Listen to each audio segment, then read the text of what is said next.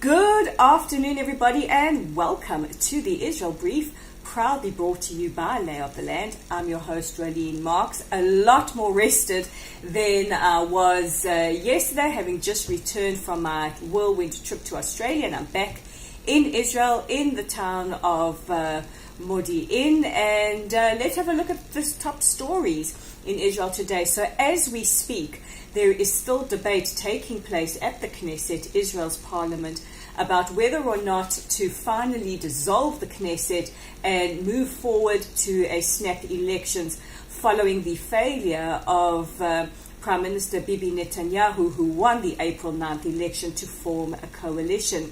So as we speak, these debates are occurring, and Yair Lapid, who is the leader of the Yesh Atid party, which merged with Chosene Yisrael Benny Gantz's party to form Blue and White, they have announced that Benny Gantz will still head the Blue and White.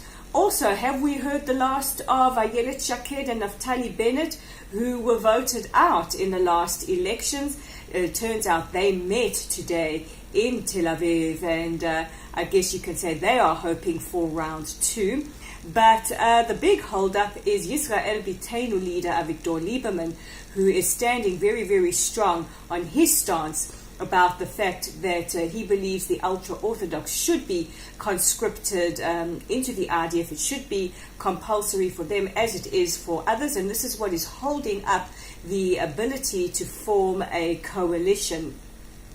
And what is likely to happen is that Israel will move forward to snap elections, and this is really uncharted territory because it hasn't happened before. So we are all waiting with bated breath to see what is going to happen, and will we be going to the polls on September the 17th, which is a day that has been discussed but not confirmed. So watch the space, and of course the Israel Brief will bring you the results and the happenings as they occur.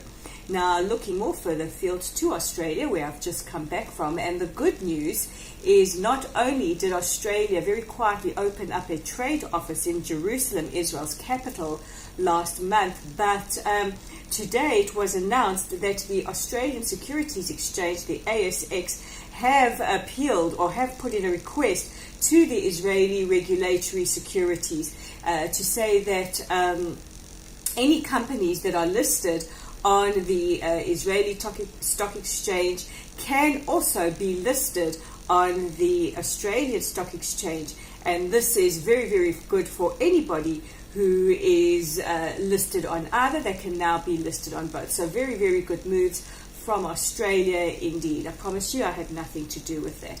And our last story actually takes us to Germany, and we spoke the other day about the very, very controversial comment from the watchdog in Germany, who's tasked with monitoring and watching anti-Semitism. And he mentioned that there are parts of Germany that he would recommend that Jews don't wear a kippa, they don't identify themselves as Jewish. And this is due to rising anti-Semitism across the country.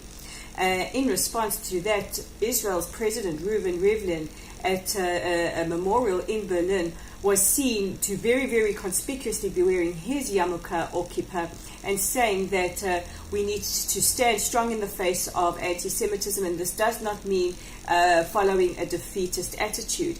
Now, in response to all of this, German newspaper Die Bild have published on its front page a blue and white kippah or yarmulke with a Magen David on it, really hoping or really appealing to Germans of all religions to please wear a yarmulke in solidarity with their Jewish community, who is increasingly under threat.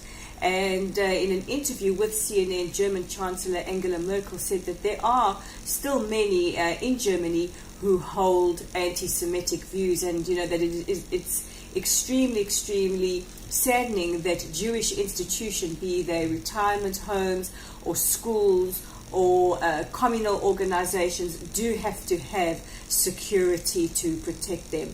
So we really, really urge our German viewers to please show your support for the Jewish community in Germany by wearing your kippah.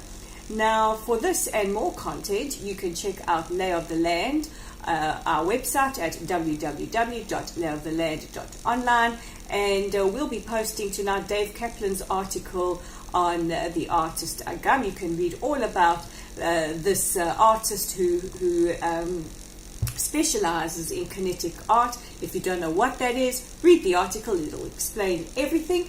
Also, our Facebook community is growing larger by the day, and if you're not there, make sure you like us and follow us at Local Site. And just a reminder that you can get your daily edition of the Israel Brief simply by clicking on the subscribe button below. I'm Rolene Marks for the Israel Brief, proudly brought to you by Lay of the Land, and we'll chat again tomorrow.